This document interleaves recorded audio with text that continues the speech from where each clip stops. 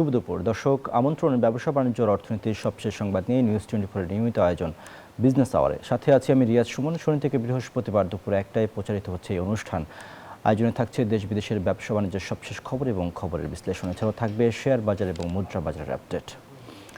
নবায়নযোগ্য জ্বালানি খাতে চীন সহায়তা করছে বলে জানিয়েছেন বাণিজ্য মন্ত্রী খন্দকার আব্দুল মুক্তাদির।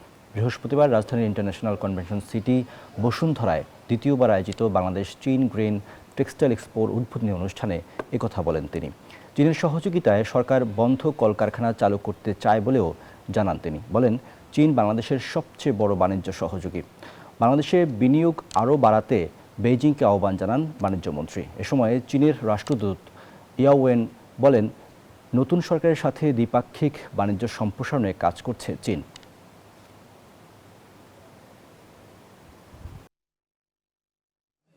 We are seeking Chinese assistance or partnership in generating large-scale solar power. So there are tons of avenues where the both countries can forge relationship and proceed with a determined goal for achieving something real that will bring tangible progress for this nation. 6 দশকের অপেক্ষার পর অবশেষে দেশীয় অর্থনেই হচ্ছে বহুল আলোচিত Padma barrage প্রকল্প। প্রায় 35,000 কোটি টাকা ব্যয়ে এই মেঘা প্রকল্প বুধবার অনুমোদন দিয়েছে জাতীয় অর্থনৈতিক পরিষদের নির্বাহী কমিটি একনেক। সচিবালয়ে প্রধানমন্ত্রী তারেক রহমানের সভাপতিত্বে অনুষ্ঠিত একনেক সভায় 9টি প্রকল্প অনুমোদন দেওয়া হয়, যার মোট ব্যয় ধরা হয়েছে 36,695 কোটি টাকা। দেশের দক্ষিণ পশ্চিমাঞ্চলের পানি সম্পদ ব্যবস্থাপনা এবং কৃষিতে যুগান্তকারী পরিবর্তন আনতে রাজবাড়ীর পাংশায় পদ্মা ব্যারাজ প্রকল্পের পরিকল্পনা হয় 1960 সালে। কিন্তু প্রতিবেশী দেশের কোনো ক্ষতি হতে পারে এই শঙ্কায় গত 6 দশক ধরে আলোর মুখ দেখেনি এই প্রকল্প। অবশেষে বুধবার অবসান হলো দীর্ঘ প্রতীক্ষার। বুধবার একনেকে পাশ হল 34,347 কোটি টাকার এই মেঘা প্রকল্প। প্রতিবেশী দেশের কোনো ক্ষতি হবে না নিশ্চিত হয়েই প্রকল্পটি বাস্তবায়নে সায় দিয়েছেন প্রধানমন্ত্রী তারেক রহমান। প্রকল্পের পুরো অর্থই যোগান দেবে সরকার। এর মাধ্যমে ফারাক্কা ব্যারেজের নেতিবাচক প্রভাব মোকাবেলা, পদ্মায় পানি সংরক্ষণ এবং কৃষি জমিতে সেচ সুবিধা নিশ্চিত করা সম্ভব হবে। প্রায় 35,000 কোটি টাকার এই প্রজেক্ট আজকে অনুমোদন হয়েছে। বিভিন্ন স্টাডি কমপ্লিট হওয়ার পর এটা আজকে অনুমোদন হয়েছে। এখানে একটা বিশাল রিজার্ভার থাকবে। আমরা এই পানিটাকে এখানে জমা রাখবো, বর্ষার পানিটাকে আমরা সেটা পাস করব এবং ন্যাচারাল ওয়াটার আছে, বৃষ্টির পানি আছে, সবকিছু মিলিয়েই তো আমরা এই প্রকল্পটা গ্রহণ করেছি। প্রকল্পের নথি থেকে জানা যায়, শুষ্ক মৌসুমে ব্যারাজটি প্রায় 290 কোটি ঘনমিটার পানি ধরে রাখবে, নিশ্চিত করবে 28 লাখ হেক্টর আবাদি জমিতে পানি সরবরাহ। কর্মসংস্থান হবে 9.25 লাখ মানুষের। এছাড়া প্রকল্প থেকে উৎপাদিত হবে 113 মেগাওয়াট জলবিদ্যুৎ। এদিন 36,695 কোটি টাকা ব্যয়ে 9টি প্রকল্প অনুমোদন পেয়েছে একনেকে। এর মধ্যে রয়েছে চট্টগ্রাম মুসলিম ইনস্টিটিউট সাংস্কৃতিক কমপ্লেক্স স্থাপন, জেলা শহরে মা ও শিশু কল্যাণ কেন্দ্র উন্নীতকরণের মতো গুরুত্বপূর্ণ প্রকল্প। এর সঙ্গে আরো 6টা প্রকল্প অনুমোদিত হয়েছে, যেগুলা খুব বেশি দৃশ্যমান সহসায় আস্তে আস্তে হবে। এটার মধ্যে এগুলা কিছু সংশোধিত ছিল।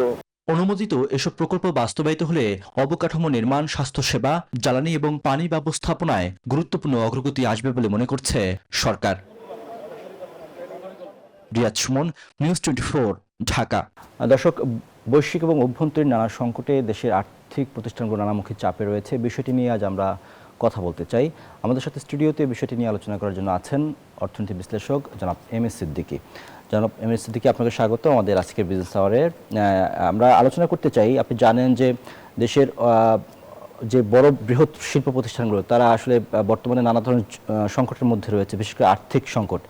এই বিষয়টি নিয়ে আমরা কথা বলতে চাই। আমাদের কাছে একটা প্রতিবেদন আছে, সেটি একটু দেখে আসতে চাই। তার আগে, বৈশ্বিক ও অভ্যন্তরীণ নানা সংকটে আর্থিক চাপে পড়েছে দেশের অনেক বৃহৎ শিল্প প্রতিষ্ঠান। সম্প্রতি চাপ সামলাতে ঋণ শ্রেণীকরণ না করা, মূলধন সুবিধা অব্যাহত রাখা সহ কেন্দ্রীয় ব্যাংকের বিভিন্ন নীতি সহায়তা চেয়েছে 54 বছরের পুরনো শিল্পগোষ্ঠী সিটি গ্রুপ। বিশ্লেষকরা বলছেন, চলমান সংকটে সুনামের সাথে ব্যবসা করে আসা করা অনেক বড় প্রতিষ্ঠানই কঠিন সময় পার করছে। তাদের সহায়তায় কেন্দ্রীয় ব্যাংক ও সরকারের নীতি সহায়তার বিকল্প নেই। অর্ধশতকের বেশি সময় ধরে সুনামের সাথে ব্যবসা করছে দেশের অন্যতম শিল্প গ্রুপ সিটি। খাদ্যপণ্য থেকে শুরু করে জাহাজ নির্মাণ কিংবা চা বাগান এবং অনেক ব্যবসা এই গ্রুপের। 25,000-এর বেশি কর্মীর এই প্রতিষ্ঠানটির বছরে টার্নওভার 32,000 কোটি টাকা। কিন্তু গত 4 বছরে বৈশ্বিক এবং স্থানীয় সংকটে চরম আর্থিক চাপে পড়েছে এই গ্রুপটি। এতে কমে গেছে সিটি গ্রুপের কোম্পানিগুলোর ব্যাংক ঋণ পরিশোধের সক্ষমতা। এমন আর্থিক চাপের মুখে সম্প্রতি বাংলাদেশ ব্যাংকের নীতি সহায়তা চেয়ে লিখিত আবেদন করেছে সিটি গ্রুপ। আবেদনে আগামী সেপ্টেম্বর পর্যন্ত ঋণ শ্রেণীকরণ বা খেলাপি না করা, ব্যাংকের সর্বোচ্চ ঋণ সীমা অতিক্রমের অনুমতি, 1783 কোটি টাকার নতুন মেয়াদি ঋণ দেওয়ার নির্দেশনা সহ 7 ধরনের নীতি সহায়তা চাওয়া হয়েছে। গত 50 বছরেরও বেশি সময় ধরে সিটি গ্রুপ সুনামের সঙ্গে ব্যবসা করেছে, কিন্তু এখন যেসব কারণে এমন পরিস্থিতির সৃষ্টি হয়েছে সেগুলোর কোনোটিই আমাদের সৃষ্ট নয়। বাংলাদেশ ব্যাংক কিছু নীতি সহায়তা দিলে সিটি গ্রুপের পাশাপাশি দেশের ব্যাংক ও অর্থনীতি লাভবান হবে। গত কয়েক বছরের নানামুখী চাপে শুধু ক্ষুদ্র এবং মাঝারি শিল্পই নয়, বড় কোম্পানিগুলোর আর্থিক অবস্থাতেও টান পড়েছে।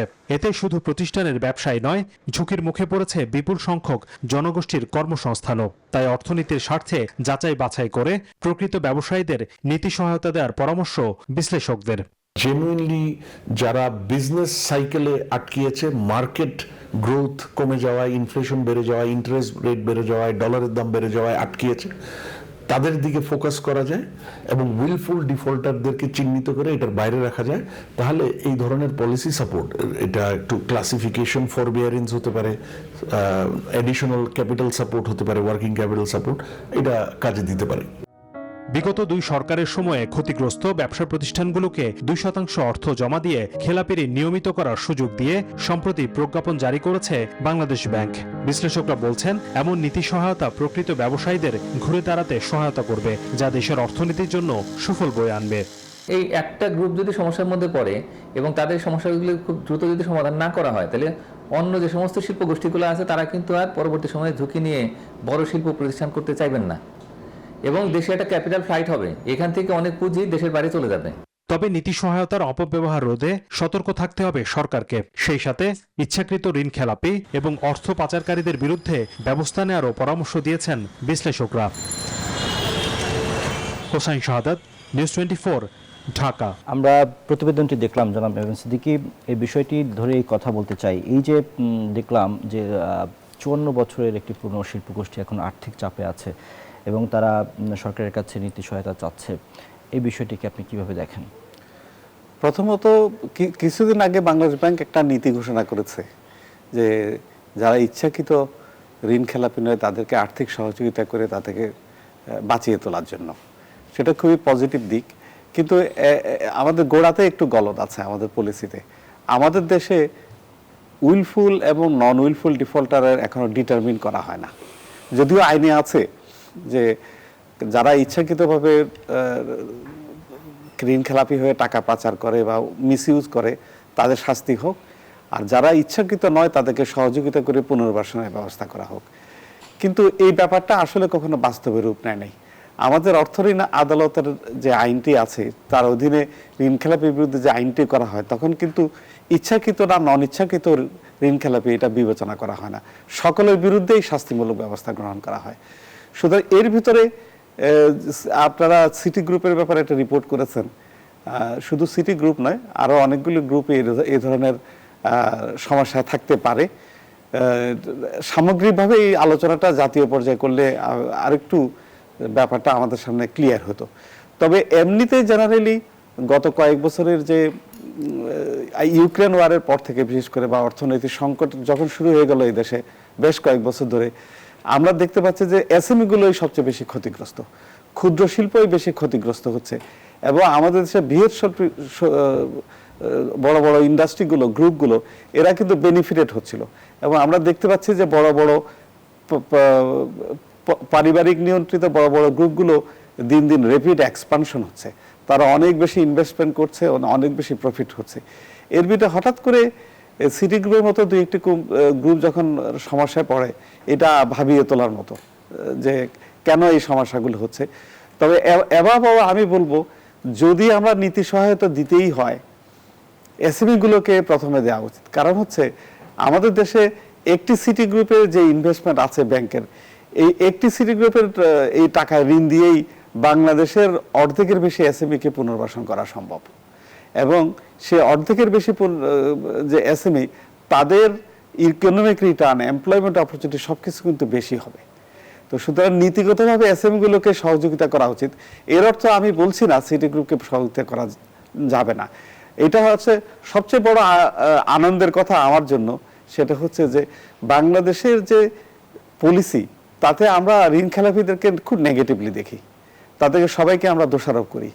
এখন হঠাৎ করে একটি প্রতিষ্ঠানকে সহযোগিতা করার জন্য যখন মিডিয়াতে রিপোর্টিং হয়, এটা মন্দের ভালো বলছি এই জন্য যে আমাদের সমাজে আমাদের পলিসির ভিতরে এই জিনিসটা আসা উচিত যে ছোট হোক আর বড় হোক ইচ্ছাকৃতভাবে যদি কেউ ঋণ খেলাপি না হয় তাহলে তাকে সহযোগিতা করে পুনর্বাসন করা উচিত, এবং যারা ইচ্ছাকৃতভাবে ঋণ খেলাপি হয়, টাকা মিসইউজ করে, সে ধরনের প্রতিষ্ঠানগুলোকে পানিশমেন্ট দেওয়া উচিত। এই পলিসিটাকে আপহোল্ড করে আমি মনে করি আমাদের দেশের সেন্ট্রাল ব্যাংক এবং কমার্শিয়াল ব্যাংকগুলো নীতিমালা তৈরি করা উচিত, এবং যাতে এই ইন্ডাস্ট্রিগুলো ঋণ খেলাপি না হয় সেই ব্যাপারে সতর্ক হওয়া উচিত। যেমন সিটি ব্যাংক এখনো পুরোপুরি ঋণ খেলাপি হয় না, এই রিপোর্টে মনে হলো তারা সিটি গ্রুপ তারা সিক হয়ে গেছে, অর্থাৎ ঋণ খেলাপি হয়ে যাওয়ার প্রাইমারি সিমটম তাদের ভিতরে দেখা দিয়েছে। এখনই একটি এটা একটা সতর্ক বার্তা। এই ধরনের পরিস্থিতিতে বাংলাদেশের পলিসি মেকাররা যদি রেস্কিউ করার জন্য এগিয়ে আসে বিভিন্ন শিল্প প্রতিষ্ঠানকে, তাহলে এটা অর্থনীতির জন্য খুবই পজিটিভ বলে আমি ব্যক্তিগতভাবে মনে করি। হ্যাঁ, প্রতিষ্ঠানটির দাবি যে তারা আসলে এই যে দীর্ঘ সময় প্রায় 54 বছর ধরে ব্যবসা করছে, এই লম্বা যাত্রায় তারা প্রচুর মানুষের কর্মসংস্থান সৃষ্টি করেছে, দেশের অর্থনীতি ব্যাপক ভূমিকা রেখেছে। কিন্তু এখন তারা আসলে যে প্রতিষ্ঠানটি মানে 32,000 কোটি টাকা টার্নওভার হয়, সেই প্রতিষ্ঠানটি এরকম একটা অবস্থায় এসে পড়েছে। সেই জায়গাতে আসলে তারা তাদের অস্তিত্ব টিকিয়ে রাখা, একই সাথে যে বৃহৎ কর্মসংস্থান সেই জায়গাটাতে যাতে গতি ধরে রাখতে পারে, সেই জন্যই কিন্তু সহযোগিতা চেয়েছে। হ্যাঁ, না, এটার সাথে আমি একমত। তবে আমি যে কথাগুলো বলেছি সেটা হচ্ছে যে রাষ্ট্রীয়ভাবে, জাতীয়ভাবে আমাদের কিছু ক্লিয়ার পলিসি দরকার। একটি দুটি বিশেষ প্রতিষ্ঠানকে সহযোগিতা করার জন্য না, এরকম প্রতিষ্ঠান তো নীতি করা উচিত না, সকলের জন্য আছে। এরকম প্রতিষ্ঠান শুধুমাত্র সিটি গ্রুপই নয়, এরকম অনেক প্রতিষ্ঠানই আছে, সেগুলো হয়তো আমরা যদি খুঁজি এরকম আরো অনেক গোষ্ঠী পাওয়া যাবে।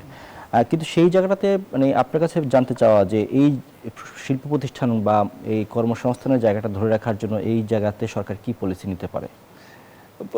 পলিসি হচ্ছে যে রেস্কিউ করতে হবে, যারা নন উইলফুল ডিফল্টার তাদেরকে রেস্কিউ করতেই হবে, এবং এটা অর্থনীতির জন্য খুবই পজিটিভ হবে। কিন্তু সমস্যা হচ্ছে যে আমরা ওই যে আমি প্রথমেই বলেছি যে ঋণ খেলাপি, উনি কি ইচ্ছাকৃতভাবে ঋণ খেলাপি হয়েছেন না পরিস্থিতির শিকার, এটা যদি আমরা আইডেন্টিফাই করতে পারি এটা পরিস্থিতির শিকার, তাহলে তাকে অবশ্যই সহযোগিতা করা উচিত। এবং সেই জায়গায় আমি আবার বলেছি যে সেটা হচ্ছে যে এসএমই সেক্টরকে প্রায়োরিটি দেওয়া উচিত এই ব্যাপারে। কারণ এসএমই আমাদের দেশে যে পরিমাণ টাকা আমরা সিটি গ্রুপে ব্যাংকগুলো ইনভেস্ট করেছে, সেই পরিমাণ টাকা যদি এসএমইতে ইনভেস্ট করতো তাহলে এর চেয়ে বেশি 25,000 নয়, আরো অনেক বেশি কর্মসংস্থান হতে পারত। সুতরাং আমাদের লেন্ডিং পলিসিতেই একটা পরিবর্তন আনা দরকার। কারণ বড় একটি প্রতিষ্ঠান যখন খেলাপি হয়ে যায় তখন কিন্তু ব্যাংকগুলো বিপদে পড়ে যায়, কিন্তু এসএমই গুলি যখন খেলাপি হয় তখন কিন্তু ব্যাংক বিপদে পড়ে না। সেই জন্য পলিসি পরিবর্তন করা। জনাব এম এ সিদ্দিকী, বিগত 2 সরকারের সময় ক্ষতিগ্রস্ত ব্যবসা প্রতিষ্ঠানকে 2% অর্থ জমা দিয়ে খেলাপি ঋণ নিয়মিত করার সুযোগ দিয়ে সম্প্রতি প্রজ্ঞাপন জারি করেছে বাংলাদেশ ব্যাংক। এই বিষয়টাকে আপনি কিভাবে দেখেন? আসলে এই প্রজ্ঞাপনটা জারি করা হয়েছে ঠিক ইলেকশনের আগে। এখন ন্যাচারালি আমাদের মনে একটা প্রশ্ন জাগে, তাহলে কি বিশেষ কোনো কিছু ব্যক্তিকে ইলেকশনে প্রতিযোগিতা করার সুযোগ দেওয়ার জন্য কি এটা করা হয়েছে? এই প্রশ্ন আমাদের মনে আসে। সুতরাং আমি বলবো এটা একটা ভালো পদক্ষেপ। বিশেষ কারণে, বিশেষ অর্থনৈতিক পরিস্থিতিতে, ইউক্রেন ওয়ারের পরে আমরা দেখতে পাচ্ছি ইরান ওয়ার এসে গেল, সবকিছু মিলিয়ে যখন অর্থনৈতিকভাবে সামগ্রিকভাবে দেশে একটা স্থবিরতা আছে, মুদ্রাস্ফীতি বেশি, সুতরাং এই মুহূর্তে এই সহযোগিতা করা দরকার। কিন্তু আমাদের মনে যখন সন্দেহ আসে তখন যখন আমরা দেখি ইলেকশনের ঠিক আগে আগে স্পেশাল প্রিভিলেজটা দেওয়া, তখন মনে হয় যেন রাজনৈতিক প্রভাব বিস্তার করে কেউ কেউ হয়তো এই নীতির সহযোগিতা গ্রহণ করেছে কিনা। তবে এটা মোটে ভালো, খারাপ নয়, এটা একটা ভালো পজিটিভ দিক। দেশের ইন্ডাস্ট্রিগুলোকে রেস্কিউ করার যে কালচার, যে সংস্কৃতি, এটা কিন্তু আমাদের দেশে আসলে ছিল না। এখন যেহেতু এটি ব্যাংক এবং রাষ্ট্র এগিয়ে আসছে এই সিদ্ধান্তগুলো নিয়ে, এই পরিকল্পনা নিয়ে, এটাকে আমি ব্যক্তিগতভাবে স্বাগত জানাই।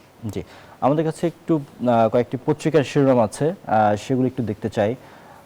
আমরা যদি দেখি যে আজকের মানে কয়েকটি পত্রিকায় আলোচিত কয়েকটি শিরোনাম, তার মধ্যে বাংলাদেশ প্রতিদিন তারা শিরোনাম করেছে যে ব্যাংকের অর্থায়নে বিদেশ যেতে পারবেন না কর্মকর্তারা। এটি নিয়ে বাংলাদেশ ব্যাংকের নির্দেশনাও জারি করেছে। আমরা পরের শিরোনামটি দেখতে চাই। এই শিরোনামটি করেছে দৈনিক প্রথম আলো। তারা বলছে যে বেজার কাছে কুষ্টিয়া চিনিকল হস্তান্তরে কোনো গতি নেই। এর পরের শিরোনামটি আমরা দেখব। এর পরের শিরোনামটি করেছে বণিক বার্তা। বণিক বার্তার এই রিপোর্টে বলা হচ্ছে যে দেশের নির্মাণ খাত স্থবির হয়ে পড়ায় হিমশিম খাচ্ছে ইস্পাত শিল্প। এটি বড় একটি শিল্প, সেখানে আসলে নির্মাণ খাত অনেকটা স্থবির এই মুহূর্তে। সেই বিষয়টি তুলে ধরে তারা এই প্রতিবেদনটি সাজিয়েছে। আমরা পরের শিরোনামটি দেখতে চাই। এটি করেছে দ্য বিজনেস স্ট্যান্ডার্ড। তারা বলছে চাল, ডাল, তেল, ফলসহ নিত্যপণ্যের উৎসে কর দ্বিগুণ করার পরিকল্পনা এনবিআরের। অর্থাৎ যে সামনে বাজেট আসছে, সেখানে আসলে রাজস্বের পরিধি বৃদ্ধি করার জন্য বা আকার বাড়ানোর জন্য এরকম একটি উদ্যোগ নিয়েছে। এর পরের শিরোনামটি আমরা দেখতে চাই। এটি করেছে ডেইলি স্টার। তারা বলছে যে বদলে যাচ্ছে কেনাকাটার অভ্যাস, সুপার শপে বাড়ছে বিনিয়োগ ও প্রতিযোগিতা। এর পরের শিরোনামটি আমরা দেখতে চাই। এটি করেছে সমকাল। তারা লিখছে যে ব্যাংকে নগদ টাকার সংকট। এমএস দিকে আমরা শিরোনামগুলো দেখলাম। আমরা আবারও আলোচনায় ফিরতে চাই আপনাকে নিয়ে। আমরা এর আগে প্রতিবেদন দেখেছিলাম আমাদের যে পদ্মা ব্যারাজ, বহুল কাঙ্ক্ষিত পদ্মা ব্যারাজের অনুমোদন দিয়েছে এবং ৩৫,০০০ কোটি টাকা ব্যয়ে এই প্রকল্পটি নির্মাণ করার জন্য প্রধানমন্ত্রী অনুমতি দিয়েছে। যদিও এটি নিয়ে গত ৬ দশক আসলে প্রতিবেশী দেশগুলো ক্ষতিগ্রস্ত হবে কি হবে না, এরকম একটা দ্বিধার মধ্যে থেকে এটাকে এই প্রকল্পটি আলোর মুখ দেখেনি। সেই জায়গাটাতে যখন এই ব্যারাজটি হয়েছে, তখন আসলে এখানে বলা হচ্ছে যে অর্থনীতির একটি গতি আসবে বা একটা সম্ভাবনা তৈরি হবে। বিষয়টি নিয়ে আপনি যদি বলেন। প্রথমত এটা অর্থনৈতিক এবং সামাজিক ইম্প্যাক্ট বা এনভায়রনমেন্ট ইম্প্যাক্ট নিয়ে মোটেই আলোচনা হয়নি এই দেশে, যতটা হয়েছে রাজনৈতিক আলোচনা। রাজনৈতিক দলগুলো পলিটিক্যাল ম্যানিফেস্টোতে নিয়ে এসছে এবং এটা রিজিওনাল পলিটিক্সে কতটুকু ইম্প্যাক্ট হবে সেটা নিয়ে আমাদের বেশি কনসার্ন ছিল। অর্থনীতির ইয়েতে ফিজিবল কিনা, ভায়াবল কিনা, এই ব্যাপারটা থরলি স্টাডি হয়েছে বলে আমি অন্তত কোথাও দেখি নাই। আর এনভায়রনমেন্টাল ইম্প্যাক্টের ব্যাপারে পরিবেশবাদীরা অলরেডি বিরোধিতা করছেন এই প্রজেক্টের। তো এখানে একটা জিনিস বলে রাখা দরকার, বাঁধ দিয়ে রিজার্ভার তৈরি করার ব্যাপারে বাংলাদেশের যে অভিজ্ঞতা, কর্ণফুলী নদীতে কাপ্তাই হাইড্রো ইলেকট্রিক, সেই বাঁধের যে ইম্প্যাক্ট সেটা কিন্তু খুব পজিটিভ না। লাখ লাখ মানুষ তাদের গৃহহীন হয়েছে এবং আপ স্ট্রিমে, লোয়ার স্ট্রিমে অনেকগুলি নদীর ক্ষতিগ্রস্ত হয়েছে। নদীর স্যালিনিটি কমে গেছে, ফ্লো কমে গেছে। সুতরাং এই ধরনের নেচারকে নিয়ে এই ধরনের অর্থনৈতিক মহাপরিকল্পনার ডিসঅ্যাডভান্টেজগুলো হচ্ছে সোশ্যাল ইম্প্যাক্ট এবং অর্থনৈতিক এবং এনভায়রনমেন্টাল ইম্প্যাক্ট। এগুলোর যদি কোনো স্টাডি হয়েও থাকে সরকারি লেভেলে, সেটা কিন্তু পাবলিকলি আমরা দেখি নাই। তো আর এই ধরনের প্রজেক্ট করার বাংলাদেশের তেমন কোনো অভিজ্ঞতা নাই, বিদেশ নির্ভর এই অভিজ্ঞতা হতে হবে। এটা করলে অন্য ডাইমেনশনে একটা অর্থনৈতিক কর্মকাণ্ড হবে, এতে কোনো সন্দেহ নাই। কিন্তু আমাদের মতো একটি এগ্রিকালচারাল নির্ভর দেশ, যেখানে অর্থনীতি কৃষির উপর নির্ভর, কৃষির উপরে এটার কি ইম্প্যাক্ট হবে? শুধু লিন পিরিয়ডে পানি সরবরাহ করা যাবে এটাই একমাত্র ব্যাপার নয়, নদীর যে স্বাভাবিক ফ্লো, সেটা তো সরকার বলছে এটি বিএনপি নির্বাচনী ইশতেহারেরও একটি প্রকল্প। তারা আসলে এখানে বলছে যে এটি শুষ্ক মৌসুমে 290 কোটি ঘনমিটার পানি ধরে রাখবে এবং এটি 28 লাখ হেক্টর আবাদি জমিতে সেচ দেওয়ার জন্য পানি সরবরাহ করতে সক্ষম হবে এবং এতে করে প্রায় 9.5 লাখ মানুষের কর্মসংস্থান হবে এই প্রকল্পকে ঘিরে এবং এ থেকে 113 মেগাওয়াট বিদ্যুৎ উৎপাদন মানে জল বিদ্যুৎ উৎপাদন করা সম্ভব হবে। তাহলে তো অবশ্যই এটি অর্থনৈতিকভাবে বা কৃষির দিক থেকে এটি তো অবশ্যই একটা ইতিবাচক প্রকল্প হবে, কিন্তু ডাউন স্ট্রিমে যে ন্যাচারাল যে বেনিফিটটা আমাদের আছে এগ্রিকালচার বা সোশ্যাল এনভায়রনমেন্টটা, সেটা কিন্তু এফেক্টেড হবে। আমি বিরোধিতা করছি না, আমি তিস্তা ব্যারেজের ব্যাপারে প্রথমত বলছি এই ব্যাপারে আমাদের অভিজ্ঞতা নাই। এটা বড় একটা মেগা প্রজেক্ট, বিদেশি টেকনোলজি, ওদের ডিজাইন, ওদের উপরে আমাদেরকে নির্ভর করতে হবে। এই ধরনের একটা প্রজেক্ট খুব অ্যাম্বিশাস আমাদের জন্য, তবে কিছু না কিছু তো করতেই হবে।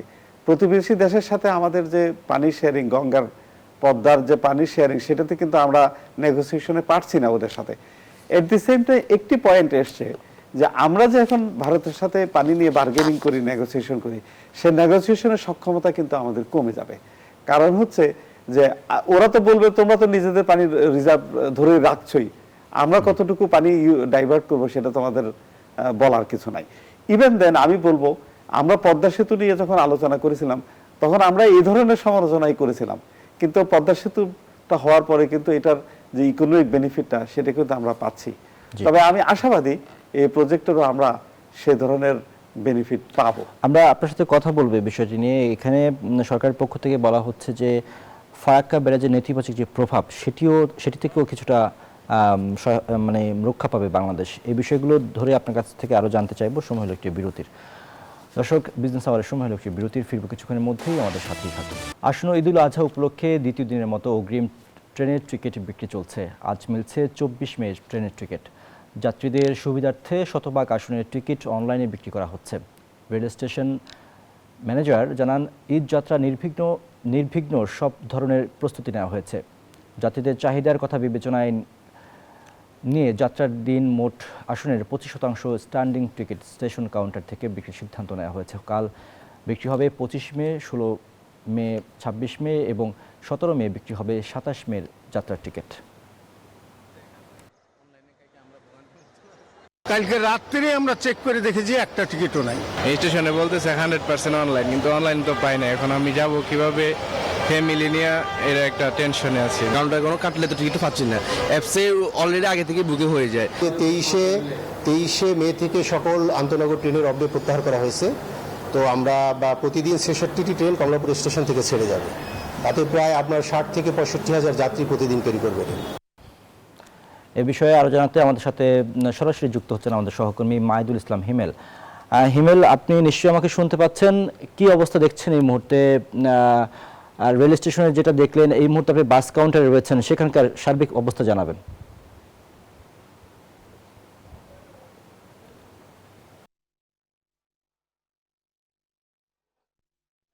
রিয়াজ, ধন্যবাদ আপনাকে। আমি এই মুহূর্তে রয়েছি রাজধানীর গাবতলী বাস টার্মিনালে। এখানে আমি যদি আপনাকে আমার পাশের চিত্রে দেখাই, আসলে এখানে বাস কাউন্টারে কিন্তু অনেকটা যাত্রী শূন্যই বলা চলে, কারণ বাসের কাউন্টারের লোকজনরা জানিয়েছেন যে তারা আসলে কাঙ্ক্ষিত যাত্রী পাচ্ছেন না এবং ঈদকে কেন্দ্র করে, ঈদুল আজহাকে কেন্দ্র করে যে অগ্রিম টিকিট বিক্রি সেটি কিন্তু শুরু হয়েছে, কিন্তু তারা শুধুমাত্র যেমনটি বলেছে যে 25 এবং 26 তারিখের কিছু টিকিট তারা বিক্রি করতে পেরেছে এবং বাকি বেশিরভাগ টিকিটই কিন্তু এখন পর্যন্ত অবিকৃত রয়েছে এবং এর মধ্যে তারা বিভিন্ন কারণ উল্লেখ করেছে। তার মধ্যে তারা অন্যতম কারণ হিসেবে উল্লেখ করেছে যে পদ্মা সেতু হয়ে যাওয়া সহ বিভিন্ন যে রুট সৃষ্টি হয়েছে এবং বিভিন্ন মাধ্যমে আসলে এখন মানুষ তার গন্তব্যে পৌঁছায় ঈদ করার জন্য, যেমনটি উবার এবং পাঠাওয়ের আধিক্যকেও তারা একটি কারণ হিসেবে উল্লেখ করেছে এবং তেলের দাম বৃদ্ধির ফলে যে বাসের ভাড়া কিছুটা সমন্বয় করা হচ্ছে সেটিও একটি কারণ হিসেবে তারা উল্লেখ করছে। এবং যাত্রীদের সাথে কথা বলে আমরা যেমনটি দেখেছি যে তারা অনেকটা স্বস্তি প্রকাশ করেছে, যে কারণ কাউন্টারে তেমন ভিড় নেই এবং তারা সহজে এসে লাইনে দাঁড়ানো ছাড়াই সহজে তাদের টিকিট পেয়ে যাচ্ছে। এবং কাউন্টারের লোকজন যেমনটি বলেছে যে বেশিরভাগের চাহিদাই কিন্তু আসলে 26 তারিখ রাতের টিকিটের জন্য এবং তারা আশা প্রকাশ করছে যে 24 তারিখ দুপুরের পর থেকে ভিড় বাড়বে এবং ঈদের আগের দিন তারা অনেক যাত্রী পাবে তেমনটি তারা প্রত্যাশা করছেন, কারণ গার্মেন্টস সহ আরও বিভিন্ন যে কর্মক্ষেত্র রয়েছে সেগুলো ছুটি হওয়ার পরবর্তী সময়ে তারা যাত্রী পাবেন তেমনটি তারা প্রত্যাশা করছেন। এবং যাত্রীরা এবং টিকিটের দাম নিয়ে আমরা যাত্রীদের সাথে কথা বলে তেমনটি জেনেছি যে বিআরটি এর বিআরটি এর চার্ট অনুযায়ী কিন্তু ভাড়া নেওয়া হচ্ছে। তো সেক্ষেত্রে যাত্রীদের থেকে আসলে ভাড়া সংক্রান্ত বিষয়ে তেমন কোনো অভিযোগ পাওয়া যায়নি। তো এই ছিল আমার কাছে গাবতলী থেকে সবশেষ সংবাদ। রিয়াজ। হিমেল, আপনাকে অনেক ধন্যবাদ। সিদ্দিকী ভাই, আমরা আসলে একটু যে ঈদকে কেন্দ্র করে যে অগ্রিম টিকিট, সেই টিকিটের খবর আমরা দেখে আসলাম। আমরা আলোচনা করতে চাই আপনার সাথে, তার আগে আমরা একটু শেয়ার বাজার মুদ্রা বাজার আপডেট একটু দেখতে চাই। দর্শক, শেয়ার বাজার এবং মুদ্রা বাজারের সবশেষ আপডেট আমরা ঢাকা স্টক এক্সচেঞ্জের ওয়েবসাইট থেকে দেখতে চাই। আমরা যদি দেখি যে তিনটি সূচকের এই মুহূর্তে দুটি ঊর্ধ্বমুখী রয়েছে।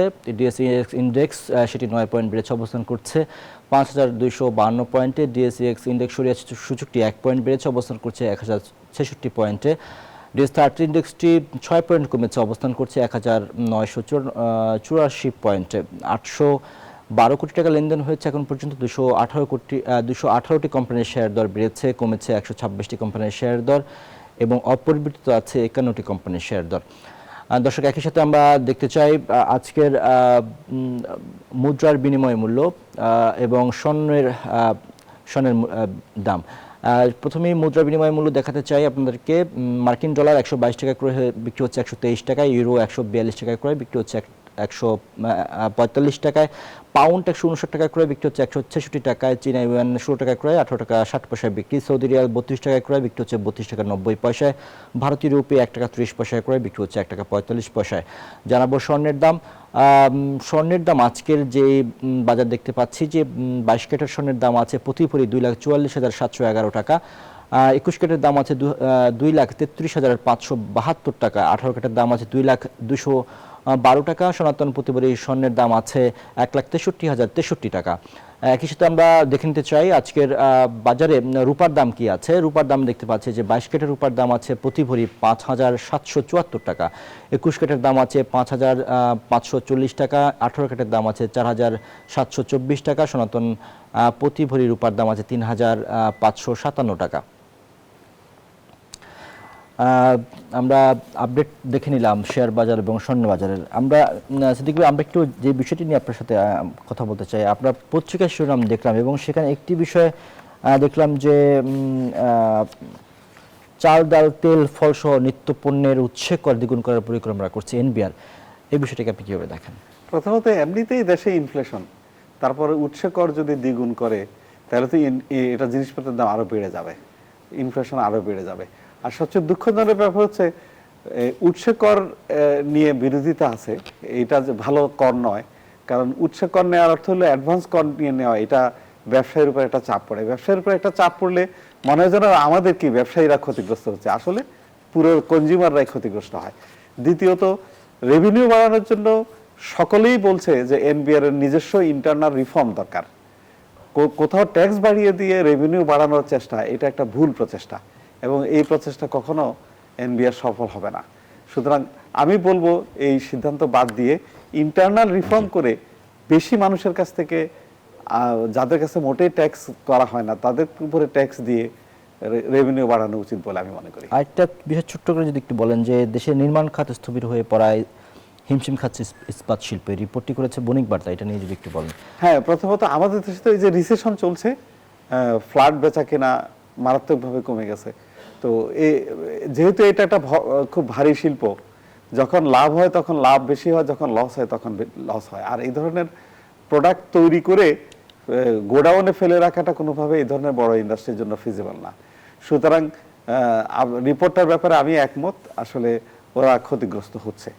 শুধু রডস না, নির্মাণ শিল্প, প্রত্যেকটি নির্মাণ শিল্পের সাথে যতগুলি প্রতিষ্ঠান জড়িত, যতগুলি সেক্টর জড়িত, সকলেই ক্ষতিগ্রস্ত হচ্ছে। অসংখ্য ধন্যবাদ জনাব এম সিদ্দিকী আমাদের আজকে আলোচনায় যুক্ত হওয়ার জন্য। দর্শক, এর সাথে আমরা সময় হলো আরও একটি বিরতির, ফিরবো কিছুক্ষণের মধ্যেই, আমাদের সাথেই থাকুন। বিরতির পর আবারও আমন্ত্রণ বিজনেস আওয়ারে। দর্শক, এবারে জানাবো জনপথে শিল্প বাণিজ্যের খবর। হবিগঞ্জের বানিয়াচং উপজেলার আতুকুরা হাওরের বুক জুড়ে বন্যার ক্ষত এখন স্পষ্ট। আর সেই ক্ষতির সবচেয়ে বড় সাক্ষী যেন এই বৃদ্ধ দম্পতি। জীবনের শেষ বয়সে যেখানে বিশ্রামে থাকার কথা, সেখানে পেটের দায়ে এখনও হাওরে কঠোর পরিশ্রম করে যাচ্ছেন জহিরুদ্দিন ও তার স্ত্রী আমরচান বেগম। সরকারি মানবিক সহায়তার তালিকায়ও নাম ওঠেনি এই বৃদ্ধ দম্পতির। অন্যদিকে জেলার হাজারো কৃষক এখনও ধানের ন্যায্য মূল্য ও সহায়তা থেকে বঞ্চিত। শ্রীকান্ত গোপের তথ্যচিত্রে ডেস্ক রিপোর্ট। হবিগঞ্জে আকস্মিক বন্যায় ভয়াবহ ক্ষতির মুখে পড়েছেন কৃষকরা। বিস্তীর্ণ মাঠ জুড়ে ধান আর খড় শুকাতে ব্যস্ত সময় পার করছেন কৃষকরা। আর এই ব্যস্ততার মাঝেই চোখে পড়ে 70 বছরের বৃদ্ধ জহিরুদ্দিন ও তার স্ত্রী আমরজান বেগম। ধানের খড় শুকিয়ে পালা দিয়ে রাখছেন এই বৃদ্ধ দম্পতি। বয়সের ভার, দারিদ্র্যের কষাঘাতে নীরব আর্তনাদ হয়ে উঠেছে এই দম্পতির জীবন। তবুও থামেনি সংগ্রাম। 4 মেয়ের বাবা জহিরুদ্দিন অনেক কষ্টে 3 মেয়েকে বিয়ে দিয়েছেন। নিজের 2.5 খেট জমির পাশাপাশি আরো 2.5 খেট জমি বর্গা নিয়ে চাষ করছিলেন তিনি। যে হানু করছিলাম মিকান উলিয়ে গেছি গা ফাইনে 10 আবার 2.5 খেট জায়গা 10 শুধু জহিরুদ্দিনই নন, এবার অকাল বন্যায় ক্ষতিগ্রস্ত হয়েছেন হবিগঞ্জ জেলার হাজারো কৃষক। কৃষি বিভাগের তথ্য মতে জেলার প্রায় 12,000 হেক্টর জমির ধান নষ্ট হয়েছে। এতে ক্ষতিগ্রস্ত হয়েছেন 23,000-এরও বেশি কৃষক। সরকারি মানবিক সহায়তার তালিকা তৈরি হলেও এখনো অনেক কৃষকের হাতে পৌঁছেনি সেই সহায়তা। আমরা বর্তমান মেম্বারের কাছে আইডি কার্ড দিছি, যারা ক্ষতিগ্রস্ত বেশি হয়েছে এরা আগে পাক। ধানের দর নাই 500-700 টাকা মন হয়, এলা ধানের বিচ্ছি না। ক্ষতিগ্রস্ত কৃষকদের তালিকা যাচাই বাছাই চলছে বলে জানিয়েছে জেলা ত্রাণ ও পুনর্বাসন বিভাগ। প্রকৃত ক্ষতিগ্রস্তদের বাইরে কাউকে তালিকায় অন্তর্ভুক্ত করা হলে কঠোর ব্যবস্থার হুঁশিয়ারি দিয়েছেন জেলা ত্রাণ ও পুনর্বাসন কর্মকর্তা। জেলা প্রশাসক মহোদয় নির্দেশনা দিয়েছেন যাতে প্রকৃত কৃষকরাই এই তালিকা অন্তর্ভুক্ত হয় এবং এখানে যাতে কোনো অনিয়ম পরিলক্ষিত না হয়, এবং নির্দেশনা দিয়েছেন কোনো অনিয়ম পরিলক্ষিত হলে আইনানুগ ব্যবস্থা গ্রহণ করা হবে। এবারের অকাল বন্যায় জহিরুদ্দিনের মতো বৃদ্ধ কৃষকদের কাছে এখন সবচেয়ে বড় প্রশ্ন, কিভাবে চালাবেন আগামী দিনের জীবনযুদ্ধ। Desk report, news 24। এবারে বিশ্ব বাণিজ্যের খবর।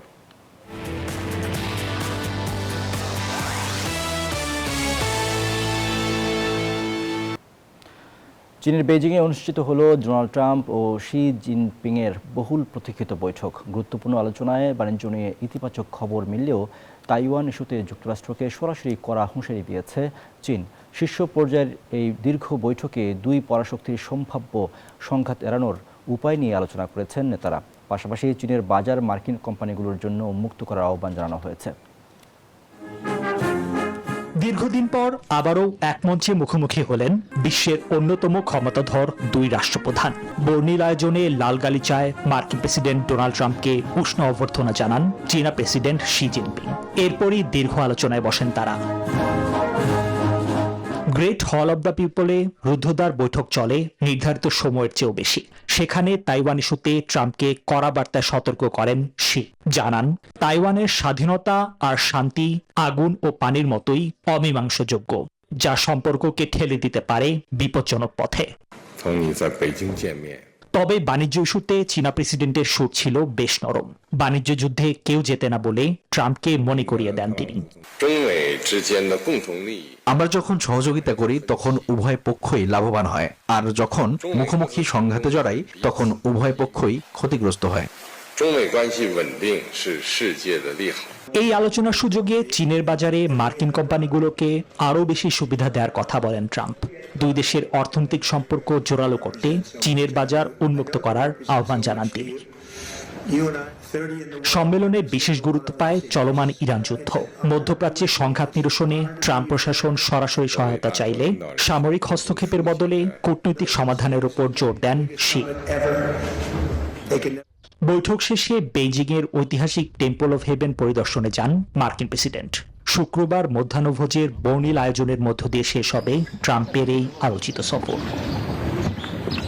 নিবির আমিন, নিউজ 24। এই ছিল বিজনেস আওয়ারের আজকের আয়োজন। এতক্ষণ সাথে থাকার জন্য ধন্যবাদ সবাইকে।